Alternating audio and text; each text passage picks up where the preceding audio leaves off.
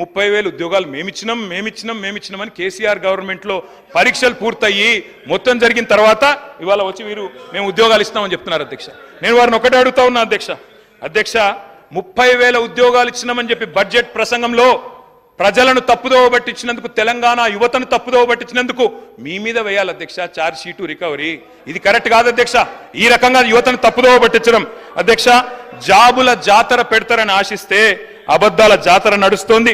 ఇంట్లో ఉన్న క్యాలెండర్ ఇంకో 4 నెలలు అయితే అది కూడా మారిపోతుంది, అయిపోతుంది. కానీ కాంగ్రెస్ చెప్పిన జాబ్ క్యాలెండర్ మాత్రం అత్తలేదు పత్తలేదు అధ్యక్ష. నేను అడుగుతా ఉన్నా ఈరోజు ఆ రోజు అశోక్ నగర్కి ఉస్మానియా యూనివర్సిటీకి పరుగులు పెడుతూ పోయినారు. డిప్యూటీ సీఎం గారు నేను అడుగుతా ఉన్నా, అయ్యా డిప్యూటీ సీఎం గారు మీరు నేను హౌస్ అడ్జన్ కాగానే పోదాం అధ్యక్ష, అశోక్ నగర్కి పోదాం, మీ ముఖ్యమంత్రి గారు వస్తానంటే వారిని కూడా తీసుకొని పోదాం, సెక్యూరిటీ లేకుండా పోదాం, మంచిగా పర్సనల్గా పోదాం. పోయి అక్కడ ఉండే ఏ ఒక్క యువకుడు, ఏ ఒక్క యువతి, ఏ ఒక్క చెల్లెలు చెప్పినా ఒక్క ఉద్యోగం అన్నా ఈ ప్రభుత్వం ఇచ్చిందని చెప్తే నేను అక్కడనే రాజీనామా చేసి వెళ్ళిపోతాను అధ్యక్ష. ఒక్క ఉద్యోగం రేవంత్ రెడ్డి గారి ప్రభుత్వం, కాంగ్రెస్ ప్రభుత్వం వచ్చినాక కొత్తగా ఇచ్చినాము అని ఏ ఒక్క యువతి గాని యువకుడు చెప్పినా నేను అక్కడే రాజీనామా చేసి రాజకీయ సన్యాసం తీసుకుంటా అధ్యక్ష. ఒక్కరు చెప్పినా నేను చెప్తా ఉన్నా అధ్యక్ష, అక్కడే సిటీ సెంట్రల్ లైబ్రరీలో ముఖ్యమంత్రి గారికి, ఉప ముఖ్యమంత్రి గారికి మా పార్టీ తరపున, తెలంగాణ యువత తరపున 1,00,000 మందితో పౌర సన్మానం కూడా పెడతామని చెప్పి నేను చెప్తా ఉన్నా అధ్యక్ష. ఈ రకంగా చెప్తాను అధ్యక్ష. 10 ఏళ్ళు కూడా ఏం చేసినామో చెప్తాను. ఇంత అద్భుతంగా అసెంబ్లీని పక్కదారి పట్టిస్తున్నారంటే ఆయన వాగ్దాటితోటి 10 ఏళ్ళల్లా మరి గత తెలంగాణ ఉద్యమంలో ఇంటికో ఉద్యోగం ఇస్తామని చెప్పి మోసం చేసి మీరు ఉస్మానియా యూనివర్సిటీకి 10 ఏళ్ళల్లో పోలేని పరిస్థితి తెచ్చుకున్నది మీరు. ఆయన చెప్పే ఉద్యోగాల కథ ఎట్లున్నదంటే కోట శ్రీనివాస్ గారి యొక్క కోడి కథ. నోటిఫికేషన్లు ఇస్తే ఇచ్చుడు, ఈసారి మళ్ళీ ఓట్లు వేస్తే మళ్ళీ తర్వాత ఉద్యోగాలు ఇస్తాం, అట్లా ఆశ పెట్టుకుంటా మీరు మోసం చేసుకుంటూ వచ్చిర్రు. మరి ఆ 34,000 ఉద్యోగాలు 10 ఏళ్ళ అధికారంలో ఉండి మరి మీరు ఎందుకు ఇవ్వలేకపోయారని చెప్తున్నా. ఎందుకు ఇవ్వలేదు? ఇంకొకటి, దాదాపుగా ఈ రోజు వరకు మా నోటీస్కి వచ్చింది డబుల్ పెన్షన్స్ అంటే సర్వీస్లో ఉండి రిటైర్డ్ అవ్వడమో లేదా వాళ్ళ కుటుంబానికి వచ్చేటువంటి 20,000, 1,00,000 ఇట్లాంటి పెన్షన్స్ తీసుకునే వాళ్ళు మీ హయాంలో దాదాపుగా ఇప్పటి వరకు మాకు వచ్చినాయి 5,600 లిస్టు. లక్ష్మమ్మ గారు కూడా 24,000 పెన్షన్ తీసుకుంటుంది సార్. సరే లోకల్ అధికారులు రికవరీ చేసినట్టుంది, అది మా నోటీస్కి రాలేదు. ఆమె 24,000 పెన్షన్ తీసుకుంటుంది, ఇటు 2,000 పెన్షన్ కూడా తీసుకుంటుంది. ఇంకొకటి వారు చెప్పిర్రు ఉద్యోగులకు 2 పెన్షన్లు ఇస్తామని చెప్పిరని. ఎస్, మీ ప్రభుత్వంలో రాగానే ఆశా వర్కర్లు కావచ్చు, అంగన్వాడీలు కావచ్చు, బస్ డ్రైవర్ల తల్లిదండ్రులు కావచ్చు, వాళ్ళ పెన్షన్ కూడా తీసేసారు. కానీ మీ నాయకుల కుటుంబాలు, వాళ్ళ తమ్ములు అన్నలు వాళ్ళు తీసుకున్నారు కార్పొరేషన్ల పేరు మీద, వాళ్ళ కుటుంబంలో పెన్షన్ తీసుకున్నారు ఉద్యోగం వస్తుందని. కానీ వేరే చిరు ఉద్యోగుల యొక్క తల్లిదండ్రుల పెన్షన్ మాత్రం మీరు తీసేసారు సార్. కాబట్టి మీరు మాట్లాడేటప్పుడు వాస్తవాలు చూసుకోవాలి. ఇంకోటి మేము బాగా సంపద పంచినాం, 25,000 కోట్ల రూపాయలు హైవేలు, ఫామ్ హౌస్లకు, మరి అదే విధంగా దున్నటువంటి వాళ్లకు, కష్టపడేటోళ్ళకేమో పట్టాలేదని మీరు ఇవ్వలేదు. మీరు ధరని తీసుకొచ్చి పాపం పేదోళ్ళు అనేక మందికి పట్టాలు ఇవ్వకుండా, ఎవరెవరికో పట్టాలు ఇచ్చేసి సాగులో ఉన్న వాళ్ళకి పట్టాలు ఇవ్వకుండా, రైతు బంధు రాకుండా అన్యాయం చేశారు. కాబట్టి గ్రామీణ ప్రాంత ప్రజలు మాకు పట్టం కట్టింది సార్. అదేవిధంగా పేదలకు ఇండ్ల విషయం, మీరు ఇన్ని బిల్డింగ్ల గురించి చెప్తున్నారు, లక్షలాది మంది పేదోళ్ళకి ఇండ్లు లేక ఇబ్బంది పడుతుంటే మీరు ఏ పేదోళ్ళకి ఇండ్లు ఇచ్చిర్రు సార్? 10 ఏళ్ళల్లా ఎవరికి ఇండ్లు ఇచ్చిర్రు?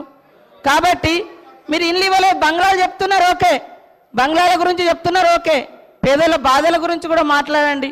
కాబట్టి ఇవాళ అనేక అవుట్సోర్సింగ్ ఉద్యోగులకు సంవత్సరాల తరబడి, నెలల తరబడి జీతాలు ఇవ్వకుండా ఇబ్బంది పెట్టింది మీరు. మేము నిజంగానే అనుకున్నాం సార్, మీరు రోజు ధనిక రాష్ట్రం బంగారు తెలంగాణ అంటే బయట నుంచి మేము కూడా అదే అనుకున్నాం, బంగారు తెలంగాణే ధనిక రాష్ట్రం అని. ఇవాళ మీరు ధనిక రాష్ట్రం ఇచ్చిపోతే మేమే మొత్తం అప్పులు చేసి ఇచ్చిన వాగ్దానాలు అమలు చేయనట్టుగా, మరి మీరెందుకు అమలు చేయలేదు? మేము 6 గ్యారంటీలు ఇస్తే మేము 500 గ్యాస్ సిలిండర్ అంటే మీరు 400కే ఇస్తామన్నారు. మేము 15,000 అంటే రైతు భరోసా, రైతు బంధు మీరు 16,000 అన్నారు. మరి అన్ని ఎన్నికల ముందు మీరు కూడా మేనిఫెస్టోలో పెట్టిరు. 10 ఏళ్ళు అధికారంలో ఉండి చేయలేదు, కానీ ఎలక్షన్ మేనిఫెస్టోలో మాత్రం పెట్టుకున్నారు. అంటే మీరు మోసం చేద్దామని కదా, మీకు వ్యవస్థ తెలిసి కూడా మేము బయట నుంచి మా ప్రభుత్వం ఆశతోటి నిజంగా ప్రజలకు బాగా చేయాలని మా ప్రభుత్వం ఇవన్నీ పెట్టినాం. మాకు టైం ఉంది, ఇంకా మాకు టైం ఉంది చేసుకోవడానికి. మీరు 10 ఏళ్ళలో చేయలే కదా.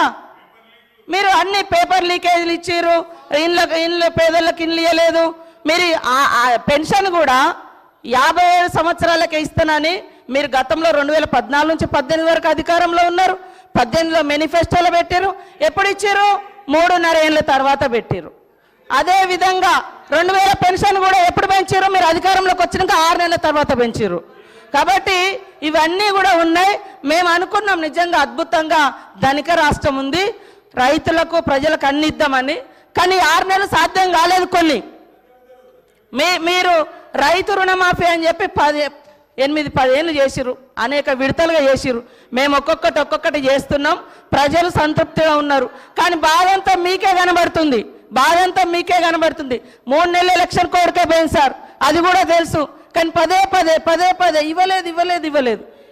ఇవ్వకుండా మాకు ప్రజలు బుద్ధి చెప్పేటప్పుడు చెప్తారు.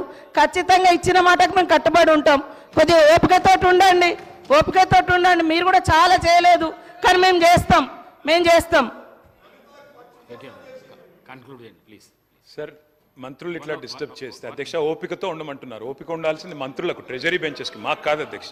ప్రజల తరపున అడగడమే మా ధర్మం. 100 రోజుల్లో చేస్తామని హామీలు ఎవరు ఇవ్వమన్నారు? 100 రోజుల గడువు ఎవరు పెట్టమన్నారు? మేము అడిగినామా? ప్రజలు అడిగినరా? మీరు ఓట్ల కోసం అడ్డగోలు మాటలు చెప్పి 100 రోజుల్లో అన్ని చేస్తామని బిల్డప్లు ఇచ్చి ఇలా అడిగితే కంగారు ఎందుకు పడుతున్నారు అధ్యక్ష? మాకు 5 ఏళ్ళు టైం ఉందంటుండ్రు. మరి ఎలక్షన్ హామీలలో అట్లే చెప్పేది, 5 ఏళ్లలో చేస్తామని చెప్పేది ఉండే. 100 రోజుల్లో చేస్తామని ఎవరు చెప్పన్నారు? వారు చెప్పారు కాబట్టి చెప్తున్నా అధ్యక్ష. వారు అన్నారు ఆసరా పెన్షన్లు. అవును అధ్యక్ష, మీరు మాకు 200 రూపాయల పెన్షన్తో అప్పచెప్పిపోతే 2014లో 10 రెట్లు పెంచి 2000 చేసింది కేసీఆర్. ఆడపిల్లలకు పెళ్లిలకు మీరు ఒక్క పైసన్నది ఇయ్యలే, 1,116 ఇచ్చింది కేసీఆర్. రైతులకు మీరు ఎన్నడొక్క పైస ఇయ్యలే. రైతులకు పెట్టుబడి భారతదేశంలో స్వాతంత్రం వచ్చిన తర్వాత మొట్టమొదటిసారి 72,000 కోట్ల రూపాయలు ఇచ్చింది కేసీఆర్. అధ్యక్ష, ఏమి చేయలేదని మాట్లాడితే మాకు అవకాశం ఏంటి? ఇంకో గంటన్నర చెప్తాం. మంత్రి గారు కాబట్టి వారు ఏమైనా చెప్పొచ్చు అనుకుంటే కుదరదు అధ్యక్ష. వారు అన్నారు ఉద్యోగాలు ఎన్ని ఇచ్చారు. అధ్యక్ష, నేను మంత్రి గారికి చెప్తా ఉన్నాయి, నేను వారికి పంపిస్తాను. నాకు తెలుసు మీరు అడుగుతారని. మా ప్రభుత్వం ఉన్నప్పుడు అధ్యక్ష 2,32,000 ఉద్యోగాలకు మేము నోటిఫికేషన్లు ఇచ్చాము. 1,60,083 ఉద్యోగాలు భర్తీ చేసినాము. ఇంకొక 40,000 ఉద్యోగాలు ఈ రోజు మీరేవైతే కాగితాలు ఇచ్చి ఫంక్షన్లు చేసుకుంటున్నారో అవన్నీ గత ప్రభుత్వంలో ఇచ్చినాయే, మీరు ఇచ్చినాయి కాదు. అందుకే నేను అడుగుతున్నా తెలంగాణ యువత పక్షాన, మీరేదైతే మాట చెప్పినరో 2 లక్షల ఉద్యోగాలు ఇస్తామని, గత ప్రభుత్వం ఇచ్చిన ఉద్యోగాలు మైనస్ చేసి మందికి పుట్టిన బిడ్డలు మా బిడ్డలు అని చెప్పుకుంటూ కాదు, మీరు ఉద్యోగాలు ఇవ్వండి. 2 లక్షల ఉద్యోగాలు మొదటి సంవత్సరంలో ఇస్తామని చెప్పారు. మంత్రి గారికి నేను పంపుతా ఉన్నా, సీతక్క గారికి మీ ద్వారా దయచేసి ఉద్యోగాల సంఖ్య చూసుకోండి అని చెప్పి కూడా నేను విజ్ఞప్తి చేస్తా ఉన్నా అధ్యక్ష. నేను ఇంకొక మాట కూడా చెప్తా ఉన్నా అధ్యక్ష. చిరుద్యోగుల గురించి వారు మాట్లాడారు అధ్యక్ష. కాంట్రాక్ట్ అవుట్సోర్సింగ్ ఉద్యోగులకి ప్రభుత్వ ఉద్యోగులతో సరి సమానంగా పిఆర్సీ ఇచ్చిన మొట్టమొదటి ప్రభుత్వం కేసీఆర్ ప్రభుత్వం అధ్యక్ష. తెలుసుకోవాలి వారు అధ్యక్ష. తెలుసుకోకుండా వారు ఇట్లా మాట్లాడడం కరెక్ట్ కాదు. గౌరవ మంత్రి గారిని నేను విజ్ఞప్తి చేస్తా ఉన్నా అధ్యక్ష. మేమేమో సరే మేము చేయలేదన్నారు. మరి నేను అడుగుతా ఉన్నా అధ్యక్ష, మీరేం చేస్తున్నారు? పోస్టులు పెంచమని అడిగితే పోలీస్ జులుం అధ్యక్ష. పోస్ట్ పోన్ చేయమని కోరితే దౌర్జన్యం. ఉస్మానియా హాస్టళ్లలో జొరబడి అరెస్టులు, సిటీ సెంట్రల్ లైబ్రరీలకు చొచ్చుకొని పోయి అరెస్టులు, అమ్మాయిలను అరెస్ట్ చేసి అర్ధరాత్రికి వదిలిపెట్టరు, కిలోమీటర్లు దూరం నడిపించి క్యాంపస్లో ఉరికిస్తా ఉన్నారు. ఇంకా అవమానించే మాటలు అధ్యక్ష. గౌరవ ముఖ్యమంత్రి గారు అంటారు వాయిదా వేయమని అడిగితే గ్రూప్ 2ని కొంతమంది నిరుద్యోగులు సన్నాసులు వాయిదా అంటున్నారు. కోచింగ్ సెంటర్ల కోసం వాళ్ళ డబ్బుల కోసం అడుగుతున్నారన్న భావ్యమా అధ్యక్ష? ఎవరైతే మిమ్మల్ని అక్కడ కూర్చోబెట్టినరో ఇవాళ వాళ్ళని అవమానించడం భావ్యమేనా? మేము ఏం అడుగుతున్నాం డిప్యూటీ సీఎం గారిని? అధ్యక్ష, మీరే చెప్పారు ఇక్కడ ఉన్నప్పుడు బట్టి విక్రమార్క గారు, గ్రూప్ 1లో 1:100 పిలవండి. గ్రూప్ 2లో మీరిచ్చిన మాట ప్రకారమే 2,000 పోస్టులకు పెంచండి. గ్రూప్ 3లో 3,000 పోస్టులకు పెంచండి. మెగా డిఎస్సి మీరే అన్నారు 25,000 ఉద్యోగాలు ఖాళీగా ఉన్నాయని, మెగా డిఎస్సి వేయండి. మీరే చెప్పారు జీవో 46 ఉద్యోగులకి నిరుద్యోగులకి న్యాయం చేస్తామని. దయచేసి జీవో 46 కూడా సవరించండి తప్పకుండా. మరి మీరు వారికి ఇచ్చిన మాట నిలబెట్టుకోమని మేము కోరుతా ఉన్నాం అధ్యక్ష. నేను ఇంకొక మాట అడుగుతా ఉన్నా అధ్యక్ష.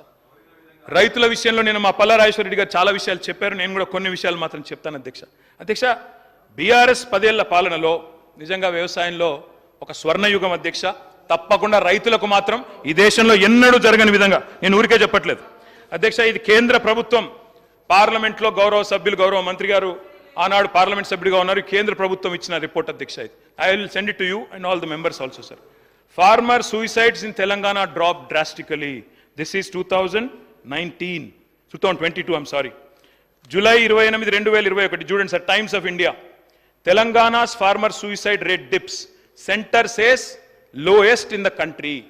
భారతదేశంలోనే అత్యల్పంగా రైతుల ఆత్మహత్యలు నమోదవుతున్న రాష్ట్రం ఏది? ఎందుకైంది అధ్యక్ష? ఎందుకు ఆత్మహత్యలు తగ్గినాయి? ఏ కారణం చేత తగ్గినాయి అధ్యక్ష? ఒకటే ఒక కారణం అధ్యక్ష, ఎందుకంటే కేసీఆర్ గారి ప్రభుత్వం వచ్చిన తర్వాత అధ్యక్ష మంత్రులు రన్నింగ్ కామెంటరీ చేయడం సబబు కాదు అధ్యక్ష.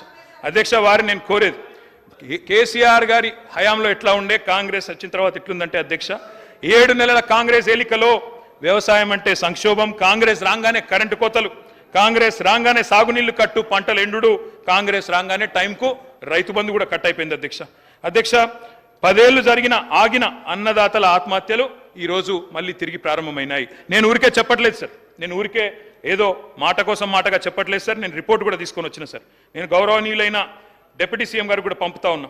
గతంలో ప్రతిపక్ష నాయకుడు మాట్లాడుతూ రైతులు ఆత్మహత్యలు చేసుకుంటున్నారంటే లిస్టు పంపండి, నేను చేస్తాను, వారికి న్యాయం చేస్తానని ముఖ్యమంత్రి గారు అన్నారు.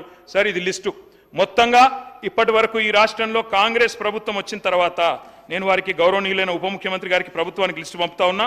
388 మంది రైతులు ఆత్మహత్యలు చేసుకున్నారు. లిస్టు పేర్లతో సహా పంపుతున్నాను, ప్రభుత్వం చూసుకోవచ్చు, వారికి న్యాయం చేయాలని తమరి ద్వారా నేను కోరుతా ఉన్నా అధ్యక్ష. అధ్యక్ష 10 ఏళ్లు లేని సాగునీటి కష్టాలు ఎందుకు మొదలైనాయి అధ్యక్ష?